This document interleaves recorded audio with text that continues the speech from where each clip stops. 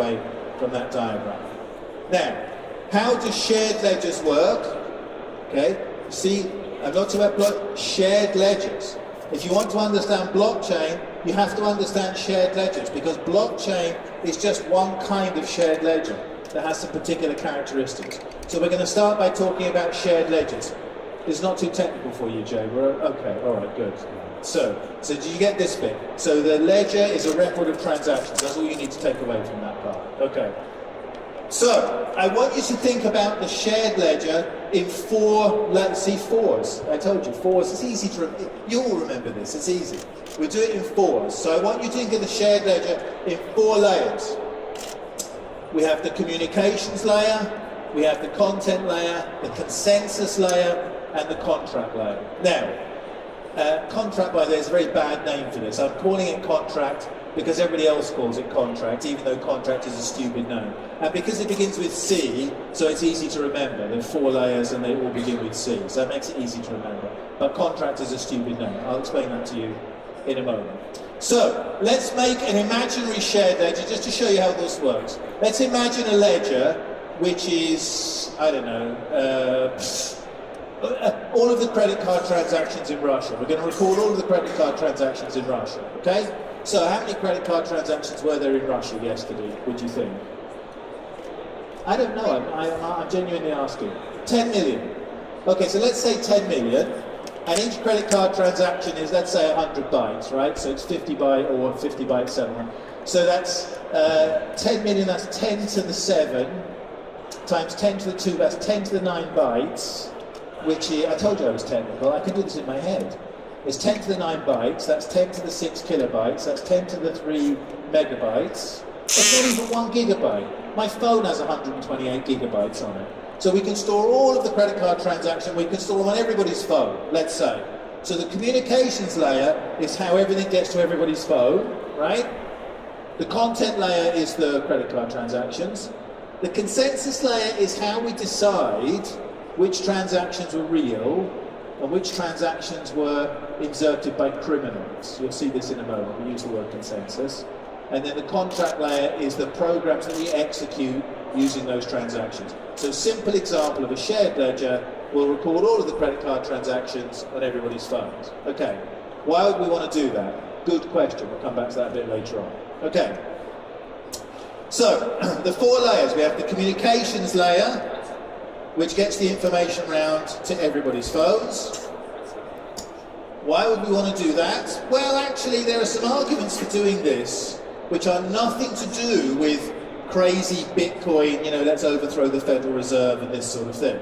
There's a good reason why we might want to keep copies everywhere, and that's because of, in English, robustness.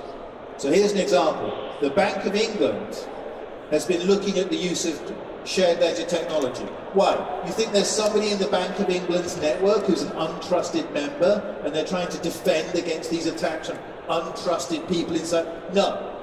It's because of robustness. The Bank of England has the most systemically important computer system in the whole of the UK, the RTGS, the real-time gross settlement system. That's the most important computer system in the UK. To a first approximation, it's the UK economy. Money no object in that computer system, and you know what? In the last few years, it's crashed twice. That's the most important computer system in the UK, and it's gone down twice. So, we might use a shared ledger, not because of anything to do with cyber, coin, thing, whatever it is, because of robustness. We have a system just as we have now for the Bank of England. The member banks have gateways to access the gross settlement service, but there's no system in the middle. The gateways just talk to each other. They all keep copies of the ledger. By the way, before anybody starts talking about privacy, one quick point. When I say we all have copies, that doesn't mean we can all read them, right? That doesn't mean everybody sees everybody's data. It means everybody has copies of the data. It doesn't mean we can all read it. The second layer is the content layer. In the content layer, we can store different kinds of data in our ledger, and of course, we're going to do 4 different kinds of data we can store in our ledger. So we could store data in our ledger, but that's kind of stupid, because if we did that, everybody would be able to read it, and that might not be what we want for banking systems, right? So for some systems that's okay, but for banking systems, I'm not sure we want everybody to be able to read everybody's data. So storing data, not such a good idea, right? So that's the first point. What we could do instead is we could store hashes of the data, right? So instead of storing the data, we store like a signature of the data.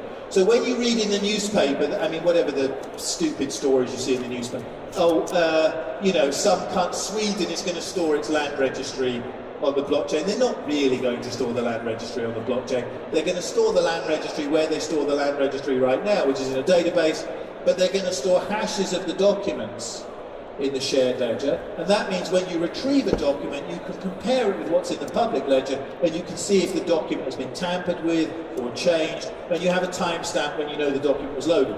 So that's mildly interesting, right? We can think of some mildly interesting things to do with that. It's not going to change the world, but we can think of some interesting things to do with it.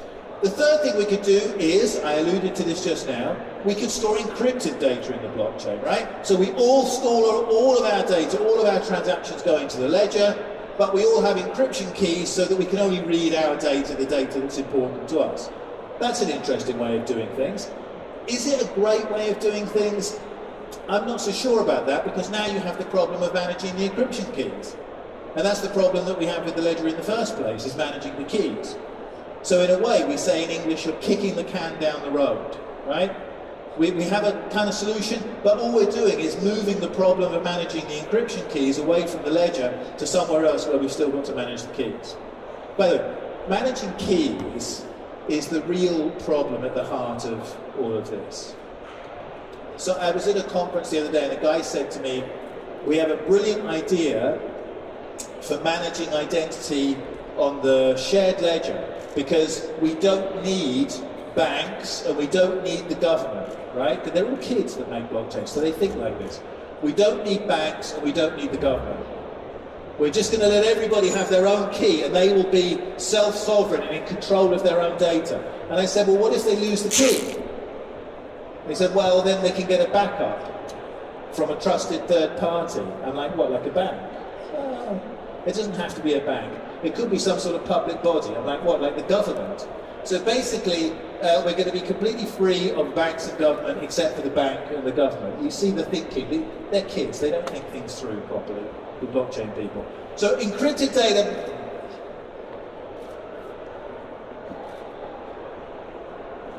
But this last possibility, this is the breakthrough. If we're going to use this to do something amazing and new, then we need to use the new technology. And the new technology is the technology of cryptography, and cryptography delivers highly counterintuitive results. Cryptography allows us to do some amazing things. So instead of storing data in your shared ledger, I'm going to suggest what we do instead is we store proofs about data. So now, to understand what this means, don't worry about the mathematics, I promise you it works. But the idea here is, if I go into a bar, I have to prove that I'm over 18, right? And I could store my birth date on the public ledger, stupid, because other people could read it. Or I could store the fact that I was over 18 on the ledger. I could store that, but I would have to tie that to my identity.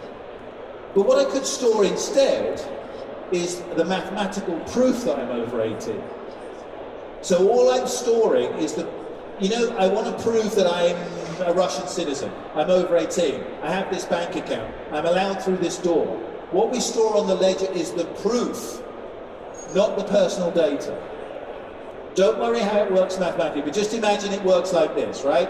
I want to go to the bar, and I need to prove I'm over 18 to get into the... Is it 18 in Russia to get in the bar? I don't know. 21, 50, or what is it, 18?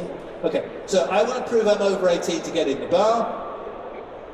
So what I'm doing mathematically is I'm proving, here's a group of people that are over 18, and I'm proving that I'm a member of that group, but I'm not proving which member of the group. So you know for certain I'm over 18, and you have the proof that you asked me if I was over 18, and you can store that on the blockchain too. So, first point, if you want to do something amazing with this new technology, don't do boring old-fashioned things like storing data. You can put, if you want to store data, store it in a database. We have loads of databases, they work fine. If you want to do something really cool, you've got to use the new technology, and the new technology works. That's the context. Now we have the consensus layer. So at the consensus layer, I don't want to talk about flexibility at the moment, it's too boring. Okay, at the consensus layer, okay, so here's a little secret. I'm undermining my own narrative arc, but I couldn't think of 4 things in consensus protocols. But you know the origin of the consensus protocols. People call it, it's the problem of the Byzantine generals, you know this? So you remember the story? They have the generals who are surrounding the city of Byzantium, and they want to attack, so they have to communicate to each other which time to attack, but one of the generals might be a traitor, he might put in false information. So how do you come to a consensus about something in the presence of people who might be misleading you? And that sounds like, oh, how could you ever do that? But again, it's a solved problem with cryptography, okay? So the Byzantine generals problem. So this means we can reach consensus. So in the example I gave you, we've all got copies of all of the credit card transactions. I say, I have $100 left in my account. He says, no, you only have $50 left in your account. How do we know who's right? How do we form consensus? So for example, we could just, I mean, how do you normally form consensus about things in society? Just pick one example. How would you form consensus about something? You could vote, right? You've heard of this, we do it in England. We vote for really stupid things, but we're allowed to do it. It's the system that we work under. So you can vote, so we could just say to everybody in here, we just vote whether I have $50 or I have $100. Or we could have a vote where only smart people are allowed to vote, that would be my choice. Or you could have a vote where only the banks are allowed, or whatever, it doesn't matter. But simple voting's not good enough in this example, so you have these mathematical algorithms, the Byzantine generals problem, which mean we can reach consensus about it, even if some of the people in the audience are criminals or spies or subversives or people who are hell-bent on the destruction of the state from within. That's just Jay. I think there might be others here.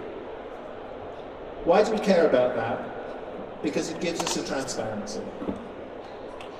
We have the transactions, we have the ledgers, we have the contents, but how do we know which is true? How do we have a shared worldview? We achieve this through the consensus algorithms. This is something we didn't have before.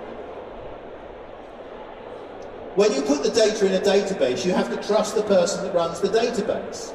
And even if it's a very trustworthy person, like the government or the police or someone like that, you still have to believe what they tell you. But with consensus protocols, you have a different kind of transparency. You don't have to believe anybody. The system can tell you whether this is the correct worldview or not. Whether I have $50 or I have $100 does not depend on what the bank thinks or the government thinks. It depends on what everybody thinks, because it's part of the consensus. Why do we... Sorry. Okay, now we move up to the contract layer. You hear people talking about smart contracts all the time. One of the clever things we're going to do with our ledger, because we're making it now, not in 1956, is we're going to make our ledger run programs. That's why smart contracts is a bad name for these kind of things, because they're not really contracts in any recognizable sense of the word. They're not really smart either, because they're just bits of software. But think of smart contracts not as some weird thing inside a blockchain. Think of them as a kind of program that runs on a new kind of computer. So you think of the layers in a slightly different way. The first 3 layers build the consensus. So they create a new kind of computer that we never had before, a consensus computer. Right? So we've all got all copies of the credit cards on our phones. Those phones form a kind of consensus computer that has a single worldview. And on that new computer, we can run a new kind of program. So just as on personal computers, you could run programs, and nobody could have imagined what those programs would be. That's where all the innovation comes from. The same is true in the world of the shared ledger. We have a new kind of program, the smart contract. And one of the reasons why I don't know what shared ledgers are going to be used for is because people are going to write amazing new software that runs on top of the consensus computer. We're talking about it for doing the boring things that we understand. Credit cards, bank accounts, dull stuff like that, right? But there are kids in basements right now who are writing these new kinds of programs which are going to do amazing new things. So think of the shared ledger not as a database. It isn't. It's a new kind of computer that runs a new kind of program, and that's the shared ledger. Now, you don't have to believe me, but if you just hear me out for the last... Okay, I know it sounds crazy, but believe me, honestly, I'm telling you that... No, she thinks I'm crazy. That's okay. I don't mind. It's an occupational hazard. Okay. Now, so what? I can see you looking at me, so what? Okay? So what does this mean strategically for your boss? Well, if you think about those examples I just gave you, those 4 layers, each of those 4 layers could be implemented using different kinds of technology. So there'd be like a million different ways we could do communications, a million different ways we could do consensus, a million different ways we could do content. That's a million times a million times a million. That's a lot. It's too many for your boss to think about. We have to get it down to 4.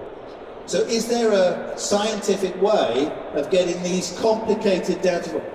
Guess what there is. I'm going to help you through it right now. So what we do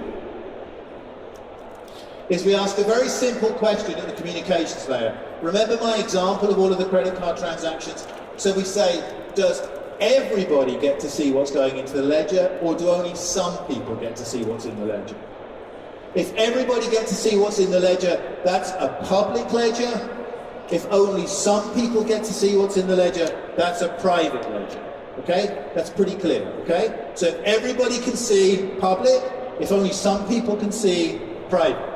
So let's imagine we're making a private ledger, which is only the people in this room can see the ledger. That's a private ledger. Then we ask a second question about consensus. Remember I said about voting? So only the people in this room can see the ledger, but who gets to decide which is the consensus view? Who gets to decide which transactions are real? Is it everybody in the room that can see the ledger, or is it only some people? Is there a subgroup of people who are allowed to vote, right? If it's everybody in the room, then we have a permissioned ledger. If it's only some people in the room, then we have a double permissioned ledger.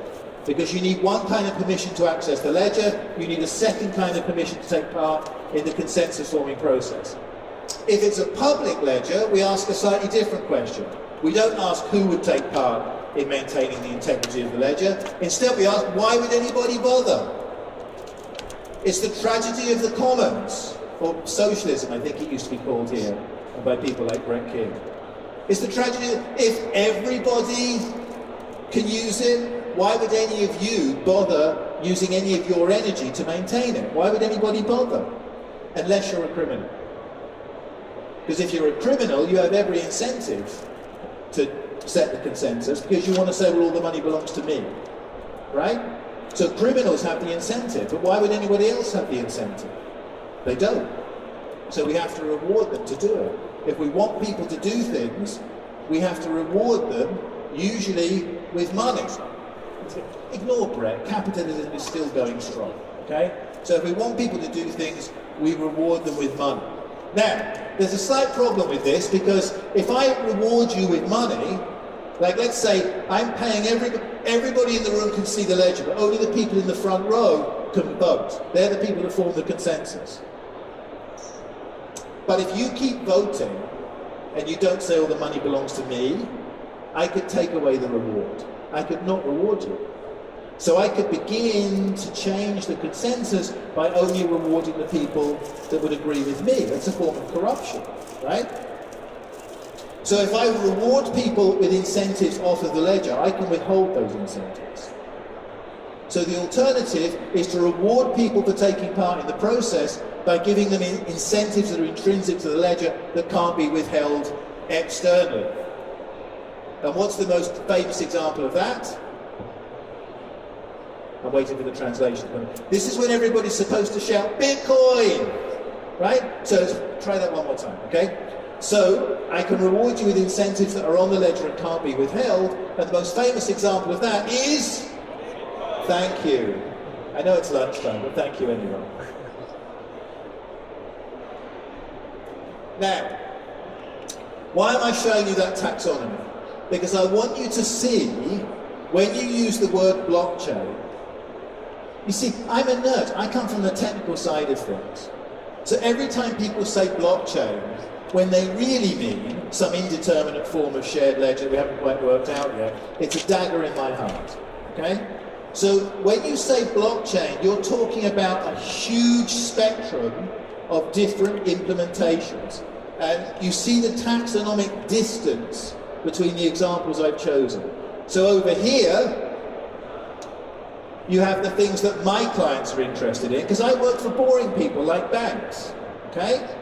So if you work for a bank, who works for a bank and is interested in anonymous, uncensorable electronic money? You see, now, even if you were, you wouldn't put your hand up at that point, I understand that, okay? But the point is, my clients are not interested in this, and the people down here are not interested in the alternative. And in between, we have a whole spectrum of different possibilities. So, that's the first part of my presentation finished. You'll be very relieved to hear. Okay, so what have we learned so far? Fours are a good way to remember things, even complicated things like the blockchain. You could go back and tell your boss about the blockchain right now, right? Because you remember the fours, it's easy, no problem. And we've learned that there's a lot of different kinds of shared ledgers, and the blockchain is only one way of implementing a shared ledger, and Bitcoin is only one way of implementing a blockchain. There are lots of other ways of implementing blockchains. Ethereum, for example. There's no, when people say, oh, well, you know, the government of Ruritania is using the blockchain for the delivery of, meaningless. No, the blockchain. There isn't the blockchain. If people can't even tell you which of these four things they're talking about, it's a very easy test to apply. If people can't even tell you which of those four things they're talking about, then you know they're just making it up, right? You know they're either criminals or management consultants or other people that want to mislead you in some ways. But what are we going to do with this? What are we going to do with this technology that's so different? Like, why are people like me, normally sane technological people, why are we so crazy about shared ledgers? What is it that shared ledgers are going to do different? Well, some people tell me, using the new technology, you'll be able to send money from England to America. I can do that now. Using the new technology, you'll be able to help refugees escaping persecution. Really? How? I'd be very curious to hear about this. Using the new technology, we're going to revolutionize the energy system. You're going to have to be a little bit more specific about how it's going to revolutionize things. But I'm going to show you one way that it's really going to make a big difference, and one reason why people like me are so crazy about the technology. And to show you, we need to go back beyond 1956, where we started our ledger. This is from 1931. It's from Popular Mechanics magazine in 1931. Now, and it's in America. Now, in 1931, in America, what was the #1 problem for banks? Somebody guess. Oh, just have a guess, help me out. What was the #1 problem for banks in 1931 in America? It was bank robberies, that's right. It was, remember, this is Bonnie and Clyde, John Dillinger, and, you know, this is the Depression era America. The #1 problem for banks was bank robberies. Now, of course, in those days, the people who robbed banks didn't work for them. So it was a very different dynamic. Oh, come on, that's a good joke. Come on, even in Russian, that's a good joke. I don't think the translators did it justice. We're going to back up, we're going to run it one more time. This is 1931. The people that robbed banks didn't work for them. That's a good joke. I don't care what you think, that's a good joke. So, and they quite often used guns, so it's very unpleasant, right? So people began to think, how can we stop people from robbing banks? How can we make banks safer? And now, technical people like me would think of technical solutions. So we would say, we're going to bury the bank underground. We're going to hang the bank from a balloon in space. We're going to surround the bank by steel and machine guns. I mean, whatever. But this is from an architect, a guy called Francis Keeley. He's very famous. Not to me, I don't know anything about architecture. I didn't know he's famous till I Googled him, but he is very famous. He's very famous actually because he was the first architect to design an airport. That's pretty cool if you're an architect. That'd be a cool first thing to do, right? The first person to design a house, first person to design an airport, that's pretty cool. And Keeley said, no, don't make the bank out of concrete, don't make the bank out of steel, don't put the bank underground. If you want people to stop robbing banks, then you should make the banks out of glass. He said, you can't rob a glass bank. If you walk into the glass bank with a gun and you try and steal the money from the teller, everybody walking past the bank can see what's going on and they can call the cops. So don't make the bank out of steel. You can't rob a glass bank. Now, you can see where I'm heading with this. Shared ledgers and consensus, and you see what I'm edging towards here. You can't rob a glass bank. Now, as it happens, when I was using that slide, and I thought this is a good idea for a presentation, I didn't realise that somebody else has already had this idea. Other people have always had the best ideas first. This is a curse, I think. This is in Tbilisi, in Georgia. And in Georgia, the government decided to have an anti-corruption crackdown. They have an anti-corruption drive in progress. And as part of that drive, they started to build the police stations out of glass, so that everybody walking past can see what's going on inside the police station. That's a brilliant idea. Now, because I didn't know anything about architecture, because I didn't know somebody else had already had this idea, I went to find the architects because I was curious about this, and I discovered the architects call this kind of building a building of ambient accountability. That's a wonderful phrase. I hope it translates into an expressive and romantic language like Russian appropriately.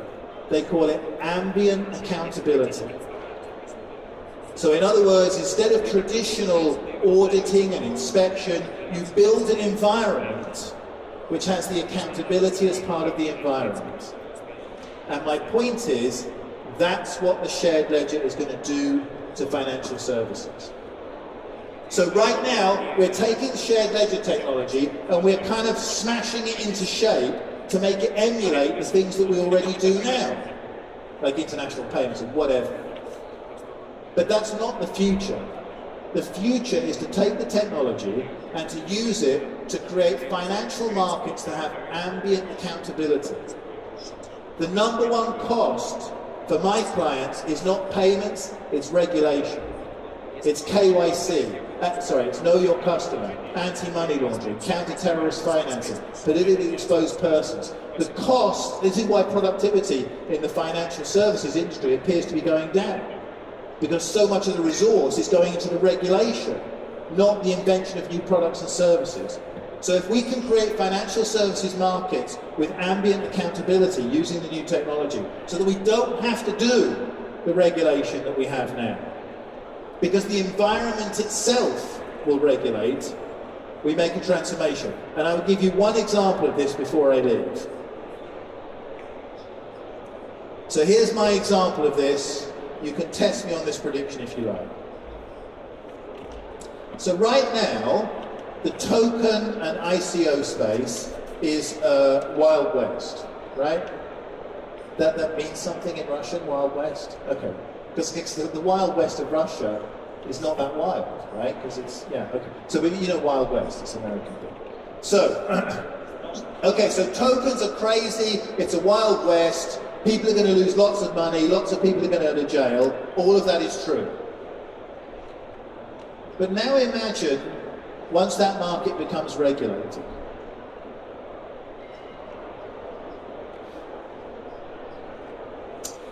in the 1990s, there was a guy, a very famous guy in the West, a guy called Edward de Bono. He invented lateral thinking. He's a very famous guy. And he said, when you start a company, what if the company just issued its own money? This is in the 1990s, remember. This is before Satoshi Nakamoto. I know you can't remember this, before the internet, before you were born, when he was talking about this. And he said, like, suppose I start a new company. I start Dave Co. So I just issue Dave money. And initially, Dave money trades at a big discount. People aren't sure of the value of Dave money. I mean, believe me, it's good, but we have to convince people of this. And then over time, as my services and products become more desirable, the demand for Dave money goes up, and Dave money begins to trade at a different price against other money. And then Dave is very successful, so Dave money now trades at a great premium. And De Bono said this is much more efficient than traditional equity or debt markets. Continuous foreign exchange market which is highly liquid. Now he could never have predicted that along would come shared ledgers, tokens and ICOs to make that come true. But his vision was correct. What we need to do is not take the shared ledger and use it to implement what we already have now, but in complicated and convoluted ways.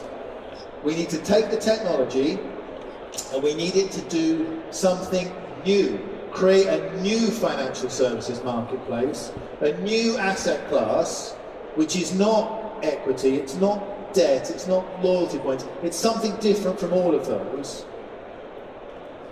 but in an environment of ambient accountability, where you can go to the ledger and you can see who owns all of this money, who's been trading it, what are the transactions, where you don't have to have complicated regulators and compliance because the market itself takes care of those things.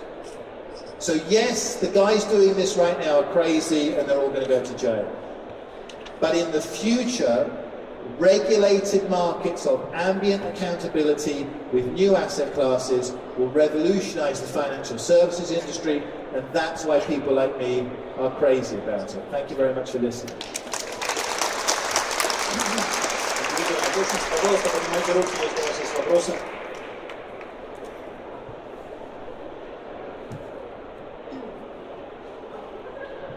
David, thank you for your presentation. Oh, what? Yes, I have one question. Maybe you can mention some company from your practice which now brings to us native for blockchain scenario. Well, I'm not going to make investment. I'm certainly not going to recommend investment in unlicensed securities. That's a very nice thing. But what I would say is that I think the germ of the new markets, I think we can see. So the first phase of the token ICO market, the crazy phase, that's already coming to an end. And we can see people using smart contracts to build intelligent new kinds of tokens. So I think those are more realistic. We still need the regulation to make it work properly. But if I was a kid in a basement somewhere and I was trying to create something amazing and new using the new technology, this is the space I would be looking at. Thank you. Thank you. Последний вопрос буквально отдам в поднятой руке, потому что дважды 2-4 у нас сегодня эта магия звучала, но у нас два вопроса. David, thank you for a very bright and interesting presentation. My question is, what do you think, what industry the blockchain will influence most of all, and who will lose and who will win from this? Thank you. I mean, that's a really difficult question. My personal interest, so clearly I think financial services is going to be revolutionized by the technology. So if you look outside financial services, where might be the unexpected impact of the technology? Well, my background has a lot to do with understanding identity, trust, reputation systems. And I have a feeling, because of the power of the new technology, it might be in that kind of area.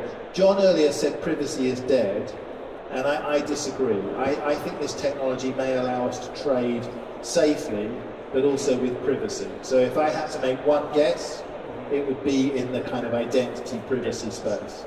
Thank you. You're welcome. Спасибо большое, Дэвид. И давайте поаплодируем нашему докладчику. Я же хочу представить вам следующего докладчика, человек, который 10 лет проработал в Yahoo, компании, которая была у истоков интернета в те давние времена, когда мы заходили туда с помощью модемов. И сейчас он представляет проект 500 стартапов. Марвин Ляо с докладом «Глобальные технологические тренды 2017. Взгляд из Кремниевой долины». А я хочу сказать вам спасибо, и я передаю функцию модерации Алексею Дуровецу, который будет в дальнейшем помогать вам задавать вопросы и получать интересные ответы. Спасибо большое. Marvin, the stage is yours. I'm not wasting your time, please.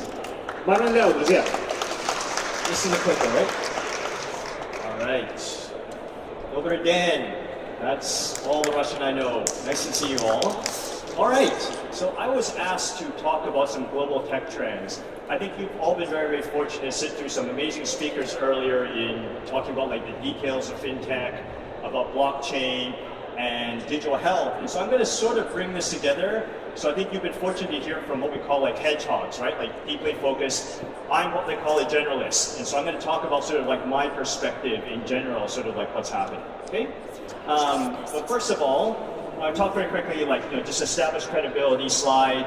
My name is Marvin. I'm a partner at 500 Startups. And why this is germane, because I look very, very young, so nobody takes me seriously. So just like, I've been to Silicon Valley now for the last 18 and a half years. So I've been in the startup world. I've been a corporate executive at a fast-growing corporate that now doesn't exist anymore. And now I've actually been an investor at 500 Startups for the last almost 4 years now. I'll talk about 500 Startups and why this is actually germane to the conversation. 500 Startups, we started about 7 years ago. We invest in pre-seed and seed, so super, super early stage. Why this is important? We've invested in over 1,700 companies, actually worldwide, in the early stage. We also have an accelerator program. Out of those 1,700 companies we invested in, 700 of them have actually gone through the accelerator program. I run the accelerator program, 500 Startups. I've had about 337 companies actually go through my program over the last almost 4 years. And because of this, I have to have a good understanding of sort of what's going on in the world to invest, and I have to have a good understanding of sort of like what is happening afterwards. Like, if I'm investing too early, that's actually wrong, right? If I'm investing too late, that means that there's no follow-on investing. So I have to be very, very micro-aware of the trends that are actually going on. And because we invest in so many companies every single year at the very I hope everyone's awake. All right, so as I mentioned, because I invest in so many early stage companies, we see a lot of the developing trends probably like 3 or 4 years before they actually show up in the real world, before you start to hear some of my companies. And so, for example, some of the companies I've just invested in this year, you won't hear about them for like 4 or 5 years. And so I think I have a very unique perspective on these trends and where things are going. All right. Next slide. So let's talk about the future, right? And there's this great saying by William Gibson, one of the best science fiction authors around. He wrote this book called Neuromancer, probably back in the 80s. And he said this great story: the future's already here. It's just not evenly distributed. And there's something to this, because I feel like in Silicon Valley, like, it's this wonderful, magical place, and in some ways it is, in some ways it isn't. But one of the benefits I actually see is that a lot of the trends and a lot of the early stage startups I see, the trends that actually happen in Silicon Valley, there's usually a lag time for when these trends actually hit other markets. So there's usually a 6 to 1 year, 6 months to 1 year trend, sort of like lag time between type of startups I see in Silicon Valley and then on the East Coast, mainly in New York. And then there's another lag time, another 6 to 9 months of lag time from the East Coast to Europe and then to Asia. And so, for example, I just spent like 3 weeks ago in Japan, and as I was like meeting a lot of these startups, like, it was really, really interesting seeing like the type of like, oh, you're doing chatbots. It's like, oh wow, like chatbots. Like, chatbots are popular in Silicon Valley like 3 years ago. And so I have this, I think the advantage that I have of being able to sort of like be in Silicon Valley, but actually travel sort of like globally, you sort of see how these trends permeate. And so one of the benefits, a lot of these trends are actually based on a couple key drivers, right? And these are some books I strongly recommend reading. So one of the benefits actually of doing early stage, and if you look at innovation typically happens at the edges, right? So the challenge of being at a large company, the challenge of like day-to-day life, you tend to be very, very myopic and very, very focused. And the problem is of seeing sort of like these early developments, they all happen at the edges. And so one of my friends and mentor, a guy named Daniel Burris, wrote this book called Flash Foresight. What you have to understand with trends is that all these trends are based on, like the type of industrial vertical trends I'm going to talk about, are all really based on big global macro trends. One of the macro trends, for example, aging baby boomers, right? Like people are getting older, so it's going to drive some use of specific services and whatnot. Rise of the millennial generation, which is all on the mobile phone. That's going to drive a bunch of different type of services. Other things, mobile penetration, other things like big data you hear a lot about, blockchain. These are all the technology trends that are basically underpinning a lot of these changes that are actually happening in these verticals. And when I say verticals, these are industry verticals. And one of the things you also have to understand is actually timing, right? Like timing actually matters, of timing of trends, timing of actually when to start companies in trends. So there was a study done by Bill Gross of Idea Labs. Idea Labs was very, very successful during the first dot-com boom. They had invested in about 130 companies, and based on that sample size, they took a look at what was the biggest driver of success. And one of the biggest drivers of success he found was actually timing, right? Not being too early. And you could argue, if you look at sort of the first dot-com bubble that actually was very, very fortunate or unfortunate to be part of in 99, 2000, 2001, if you look at a lot of those business models, that most of those companies did not survive, right? But what is interesting about a lot of those business models that happened back in like 99, 2000, 2001, they were just like 8 to 10 years too early. Mainly because like there wasn't wider internet penetration. While you look at, there's probably 3 billion people online now. Back then, there were probably several hundred million, so tiny, tiny population. If you look at things like food delivery, right, which is very, very common, there were a lot of food delivery companies back in 99, 2000 that all died. And the reason was because they were just 5 to 7 years too early. And so timing actually does matter. And so really understanding where in the trend these sort of sectors are should also help you as a startup founder and as an investor. And so one of the areas I like a lot that I think is like now imminent, like you're starting to see a lot of investments in real estate. Like what underlies a lot of these things I talk about is industries that are like really, really big, industries that are not digitized and purely like sort of using a lot more people, using Excel spreadsheets, not using software at all, and where the customer experience and service is terrible and sort of very old world, not made for, just like not user friendly.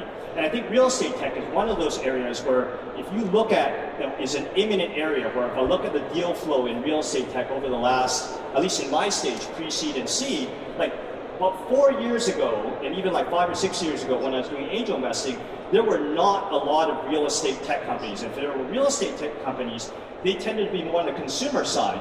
Pretty much now, I'm starting to see out of every 100 deals that I look at, probably about like 10 to 20 of them are actually real estate tech deals.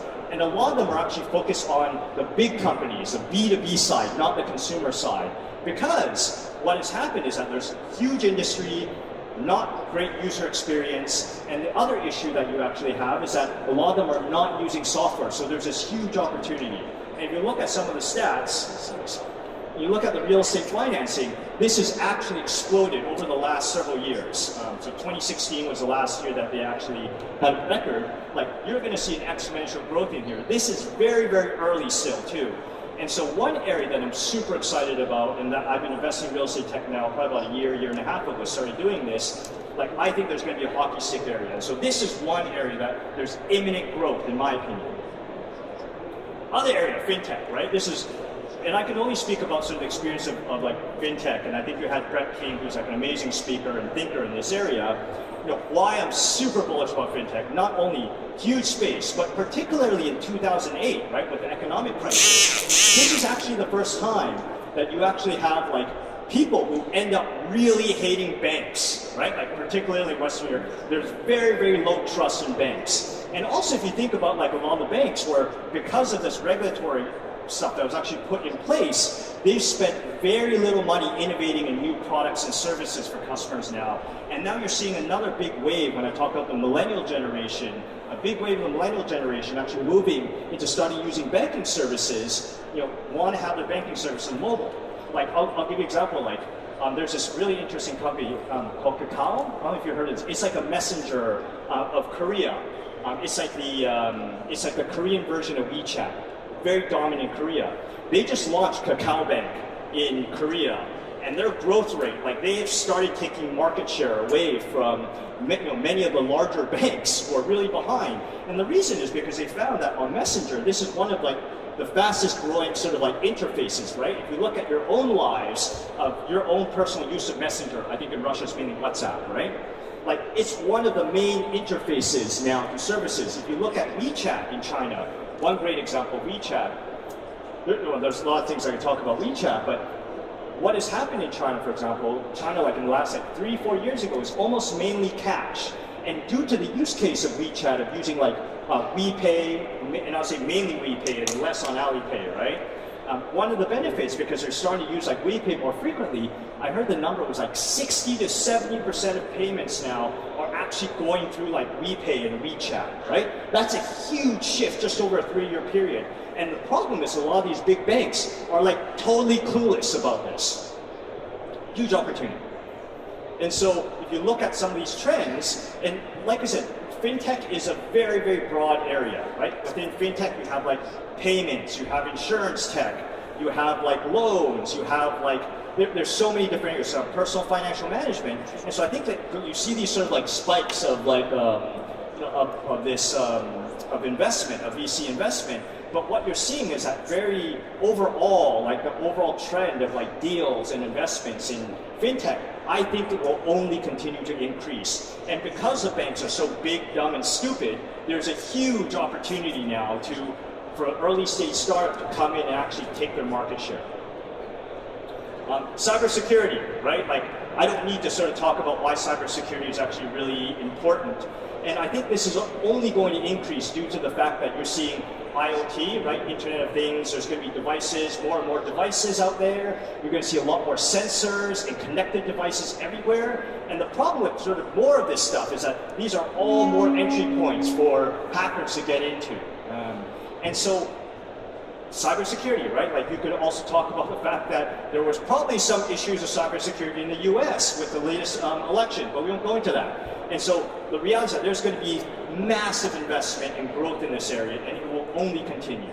And you're seeing some of this, my take is that this data is a little bit old, based on a lot of the early stage deal flow that I'm seeing coming out of Israel, coming out of the Baltic region. I'm seeing also another hockey stick particularly, because there was a big dump of money into cybersecurity companies, probably about I'm going to say about 3 or 4 years ago. And so sort of like, this is one of the challenges of VC. You see these like peaks and troughs of investment. And we've kind of gone through this trough, but when you look at this trough, there's just another S-curve actually happening.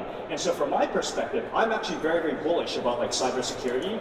I think we're waiting for a lot of these like earlier cybersecurity companies to sort of like die down, but I'm already starting to see a lot more really, really interesting companies tackling like the IoT sort of security issues in this area.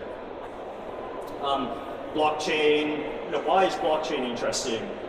I can't repeat sort of like what the previous speaker actually talked about, but what I think is interesting, where if you take a look at what most technology does, most technology actually decentralizes, right? Pushes things to the edge. You went from mainframe to PC to mobile phone, and I think in the future it's going to be embedded devices in your body, and so technology sort of like decentralizes. And blockchain is really the ultimate, and I don't need to explain why this is actually good. But the one way to think about blockchain, one way to think about sort of the cryptocurrency boom or bubble right now, is that I do think it's super early, and I would liken it from a timing perspective. I think where cryptocurrencies right now is where the internet was in like 96, 97, right? So this is how early it is. And so there's still a lot of headroom, right? And so I think one of the things you hear about trends is that a lot of times we overestimate the effect of trends in the short term, but we actually underestimate the effects of trends actually over the long run, a 10, 20-year period. And so this is one of the areas that I think is pretty exciting. And the way to think about cryptocurrencies is that it's no different than, if everyone knows what Kickstarter is, right? Like Kickstarter, Indiegogo is for hardware products. You know, you put some money in, and then they build the product, and you're incentivized to actually to use the service and product. This is, in my sense, cryptocurrencies are actually the same, but for digital, right? For digital products. At least my opinion, one easy way to think about it, from my simple brain. And of course, what is interesting, like blockchain VC funding versus sort of like ICOs. And one of the other interesting numbers is that there's actually been way more money that's actually gone into ICOs than VC money, right? Is that good or bad? I'm not sure. I actually think like 99% of the ICOs out there are total scams. You heard it here first, so be very, very careful. And so, but what it does show me is that as a VC, I do need to pay attention, because even though I think that there's going to be, as you think about innovation, right? Innovation is a bed of weeds, it's not a flower bed, right? It's just ugly, right? And so if you think about the first dot-com, putting things back in historical context, if you think about the first dot-com bubble, like out of the big sort of like hundreds of companies that went public back in like 99, 2000, 2001, the reality is we did, most of them died, but we did get like Google and Amazon, right? And so I actually think the same thing is going to happen here. My bet is probably there's Ethereum or something like that. But like, you need to have sort of these big booms, and there's a shakeout eventually. And so just be very, very careful, right? Like, it is a little bit scary with sort of like how bubbly it is, but it is very, very early. And this is an area, like the previous speaker said, that if I was a young startup, founder or an early stage investor, this would be the space I would jump into now. And I think you're seeing all the smartest people in Silicon Valley start to work in this area. Before I go into sort of ed tech, right? There's the two next sort of sectors I'm very, very bullish on. There's two main drivers of why I'm actually bullish on these areas, right? If you think about like your household spend in general, almost everything, the cost of food, the cost of cars, the cost of consumer products, like everything has actually gone down. And I can only speak about like, in sort of like North America, Canada, US, I'm Rachel from Canada. If you take a look at North America, there's two things that have continued to go up, not go down from a cost perspective of household spend. Education is one area, right? And so this is actually one of the reasons I'm like super bullish on sort of education technology. And I'm not the only one. You're seeing, at least one of the forecasts, at least for ed technology, like we all know how critical this is, right? Like we're seeing this big shift, and if you go to any country in the world, everybody complains about how crappy the education system is in general, right? And how it's failing our youth. And I think every country you see this. And so this is one area that I think is like huge opportunity. I still think very, very early, the impact due to sort of like regulatory issues and the fact that at least in most countries it's actually government run, is going to take a little bit longer to adopt technology, just my opinion. But I think in the next 10 years, like I think it'll take at least 5 to 10 years before you see some permutation of a lot of this technology, of the growth of ed tech in general. Digital health, right? At least in the US, 10% of GDP is actually spent in digital health. The US is a little bit of a messed up situation. Our healthcare system's really screwed up. But huge, huge areas. And like I said, driven by the underpinnings of digital health, smart devices, sensors, and the growth of big data in general. And also huge rising costs of taking care of a fast-growing elder population. And also sort of thinking of like even digital therapeutics. So when it comes to digital health, also lots of regulatory issues to deal with, right? But it's a huge, massive industry, and also an industry that is incredibly customer unfriendly, bad user experience. And so there's a huge opportunity for early stage startups to come in. And if you look at a lot of the fast growing startups, at least in the US, a lot of them have taken sort of like these old world sort of like ideas of like, there's one company called One Medical, right? So for example, when you go to see your doctor, it's so bureaucratic, it's just not a very sort of like friendly, you have to fill a lot of paperwork. They don't have a lot of like good data, everything's on paper. And there's this one company called like One Medical, we're not an investor, I wish we were, that has basically gone and taken sort of like general practitioners, they're almost like little sort of like stores, and there's like a doctor there, and because they have your data all in one system, you can go to any one medical, and the service is just so good. They know any store you go to, they know who you are, and it's just like, it's very customer driven. And I feel like that's sort of the future. I hope that's the future of like healthcare in general. One area I love, and I don't know very much about, I'm learning a lot about, of synthetic biotech, computation biotech, so big data, right? We're learning a lot more. Think about, we can actually sequence the gene, right? The genomics. And so this sort of with the rise of computing power, it's gotten cheaper, the rise of storage, and now with more sensors and more data than we ever have, we can actually, with this computing power, actually process and test out a lot of theories that we have on what happens if you actually apply this this drug to this person. We can actually model this out with like incredible computing power. And so now you can actually test out a lot of different things without actually having to test it out on human beings, using sort of like, using sort of analytics and computing power. And I think that's one of the reasons that it's still very early, right? Because this is one space that, if you think about it, it's huge space of pharmaceuticals. Like one of the challenges, that on average, if you think about pharmaceuticals, it takes about 10 to 20 years for a drug to get into market. And one of the reasons is because it just takes so long to sort of process a lot of this stuff. Now, what you're seeing is a lot of companies coming and bringing technology to help speed up that process. And so I'm very, very excited in sort of the computational biotech and synthetic biotech space. I could talk for a long time on this area. Next one, ag tech, right? Why is ag tech really fascinating and interesting? We're in a world now where there's over 6 billion people. And now we're growing into a world of like 9 billion. How do you feed all these people, right? And the other part is that we're seeing massive decline in our ability of actually getting utilization of actually land, right? We're seeing a lot of land actually like become unfallow and become sort of like hard to grow. We're seeing a lot of fertilizers not work as well anymore, especially chemical fertilizers, just they're not working as well.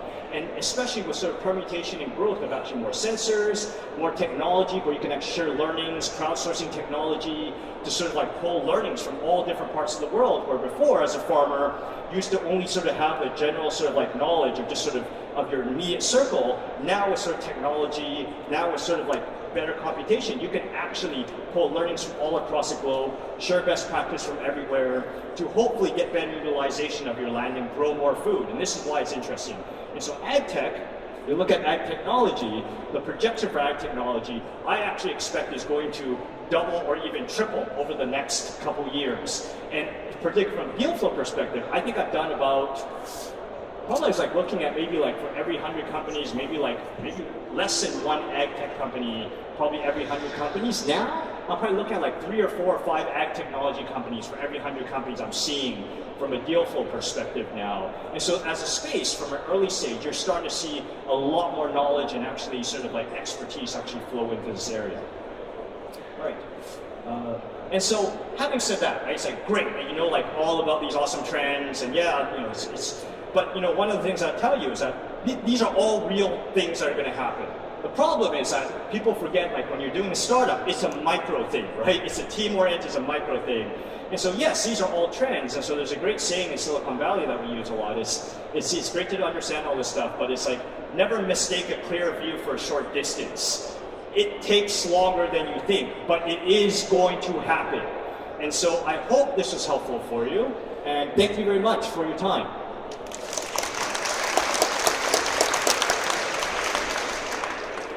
Now we have 10 minutes for questions. 10 minutes? Wow. Yes. Wow, that's fast. Well, because you really do talk fast. I do. So you run faster than anybody.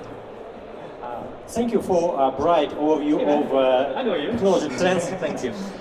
You mentioned about cryptocurrencies, blockchain, ICOs. How do you think how ICO will change venture industry, and who will win from this and who will lose from this? Thank you. So here's my take, right? I'm super biased, that I actually think if I'm a later stage VC, I'd be scared to death, right? Because let's be honest, right? Most VCs are kind of crap. Most VCs don't really add a lot of value, just my opinion. And so at the end of the day, you're just money, right? And so if I'm a startup, I'm a later stage startup, and I could just do an ICO and actually just get that money, I would be dead scared about that. And like I said, this is my bias, of course, because I'm early stage. I still think that there is a need for an early stage VC that tends, whether it's accelerator program or early stage VC. Now, generally speaking, a lot of the early stage VCs, particularly the seed stage VCs, tend to be a lot more hands-on, and you need to do a lot more work with a seed stage or pre-seed company, right? Like they need a lot more help in general. And so I actually think that most ICOs will actually happen after you hit some level of product to market fit. And so it's more later stage. And most companies don't hit product to market fit until usually 3 or 4 years in the market. And so that's my opinion, right? If you're later stage VC, like outside of like Sequoia or like Greylock or like, you know, one of the really good firms like Benchmark, like they're fine. I think they're gonna do fine because they legitimately help their companies. I think if you're the 80, 90% of the other crappy VCs that don't really do anything and just money, you're in big trouble.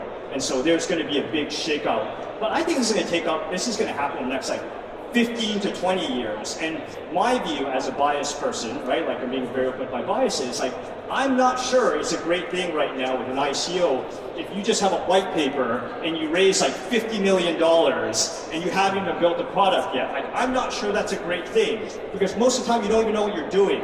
And so there is a benefit of not necessarily having a lot of money and having some, constraints. It forces you to make a lot of hard decisions as you grow your business, right? In the very, very early stage. When you have a lot of money, actually having a lot of money makes you stupid, right? You get lazy, you're like, I just throw money at this thing. And so it is a fear of mine, right? So I did an interview earlier, and one of the things I say is just, you know, VCs, VC money, ICOs, it's a double-edged sword. It cuts both ways. And so that's my, hopefully that answers your question. There's good and bad or both. Еще вопросы, друзья? Пожалуйста. Потом первый ряд.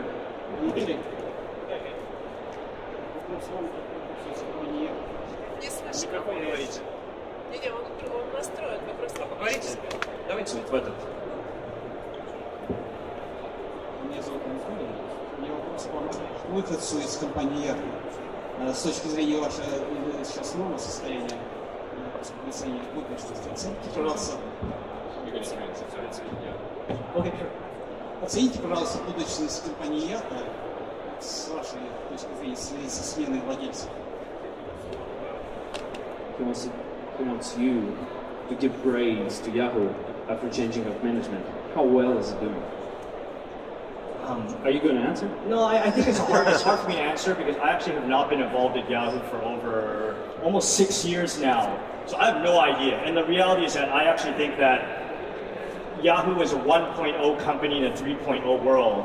And so they're on the wrong side of trends of sort of where the world is going. And so I don't really have a lot of hope. Plus, it's a company now that's part of a large telco group. They're dead. My name is Ben Tulienko, Bench Finance. So I want to ask you this question about the bloody battle between VCs and ICOs as an opinion of 500 startups. Because you are saying it's a lot of startups in ICO is scam, but really you have a really great experience of scoring. So it's just funding. You know, I think that ICOs is much fairer and give a lot of people to invest and to believe, especially to believe, because this cryptocurrency community is built on belief and care. So would 500 startups goes to ICO, or have you cases, or you can't say about this? No, I mean, the challenge, no, great question. So this is about ICOs, right? Like, I'm actually very bullish. I love the mechanism of ICOs, the idea of ICOs. I think the problem right now of ICOs is the execution of it.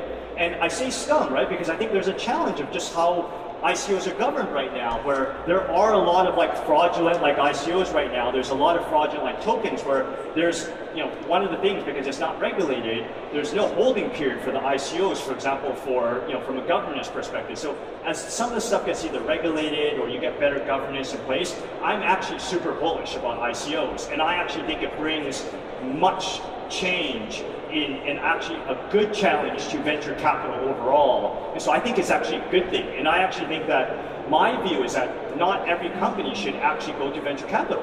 like less than 3% of companies out there get venture capital money, right? Or should get venture capital money. And so ICOs actually does open up a lot of like the floodgates for companies that should get some money, but they aren't able to do it through the traditional method of venture capital. And so more entrepreneurs is a good thing.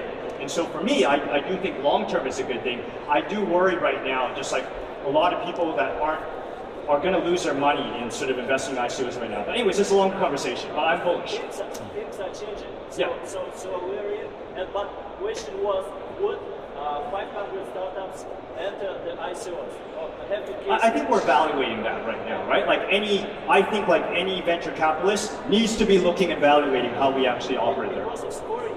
Друзья, пока они общаются, по трендам есть еще вопросы по теме выступления? По теме выступления, вот, пожалуйста, сейчас барышня, и потом вот мужчина в очках с бородой, и поэтому закончим. Hello. I have a question regarding synthetic biology. Do you expect any new rules from the FDA? I wonder, we expect a short way for pre-marketing approval. Can we keep safety like in past? What is it? I tell you, I'm so hopeful. The FDA is the worst. I really think it's the worst government sort of like bureaucracy, example of government bureaucracy. There's been talks of actually making it easier. I haven't seen it yet, to be honest. So, but I think I'm cautiously optimistic.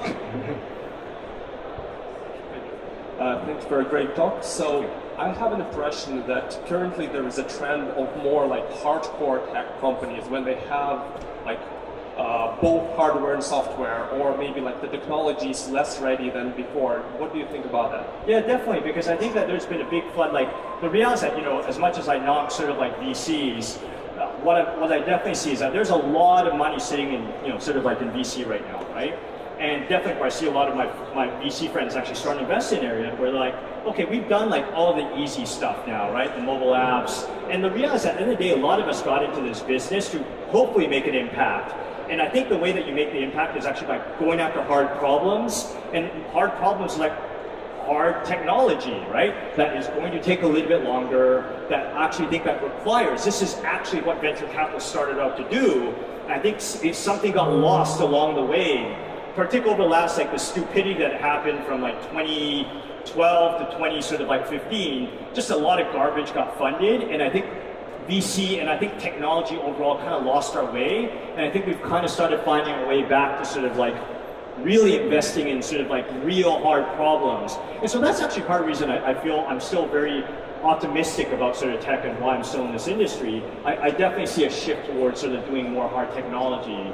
And so that does give me hope. And this is very different than what the media is actually writing about right now. But as you know, the media is always late, right? So I do see it happening in Silicon Valley right now. So that gives me hope. Hello, Marvin. Thank you for being in Russia again. My question is about ICO, and there is a lot of risks involved for the investors, but I want to ask you about the risks for the company. I mean, if you're a company with a 4-year building product, having invested here, there is a risk for you as well. So, to your opinion, is there a chance that a late-stage regulation in the ICO market will fire back to the companies that will run the ICO now? Yeah, you're seeing, you saw this happen in China, right? Where they shut down the ICO market and made all those companies return their money, which is actually probably a good thing, because actually most of them were scams, right? Like, China's market really Not the worst thing. Yeah. That's the worst thing, right? But I actually think like having some regulation, not no regulation, some regulation, not overly regulated, better governance, best practices, right? Like you have to hold, if you are the company, like you are at least required to hold it like minimum 2 years, like what happens afterwards, being very clear, just like the best Kickstarter campaigns, that you update your backers on a regular basis. Right now, there's very little accountability, and that's what I'm worried about, right? So I do think that having some of those processes and things in place is going to be a good thing. But how do you evaluate the chance? I mean, what are the chances that tomorrow SEC will say, hey, everybody who did the ICO are the fraud companies? I'm not even talking about the chance of giving the money back, but I'm talking about the chance of simply shutting down the companies just for the fact they run ICO. What do you think? Yeah, I think that'll happen. Because I think if you think about like a lot of these government bodies, your job is that sometimes you have to kill one to teach 100, right? And so sometimes you have to go and make an example of a company so everyone learns from it. And so I think the chances are high. So from this perspective, would you advise companies who has a way to raise their money other ways not to go for the SEO? I think if you have a real product or you have a real good use case and you actually deliver on it, you probably don't need to worry about this. And I will take it off the stage because I'm told to get off. Anyways, thank you very much. Спасибо. Thank you. Спасибо большое. Спасибо, Марвин. Sometimes it's a question that you need to ask when the speaker walks down the stage, because some of the answers will be more sincere when they don't have a mic. Друзья, мы поговорили о глобальных трендах. Кстати, если вам не хватило инструмента для перевода, пожалуйста, возьмите.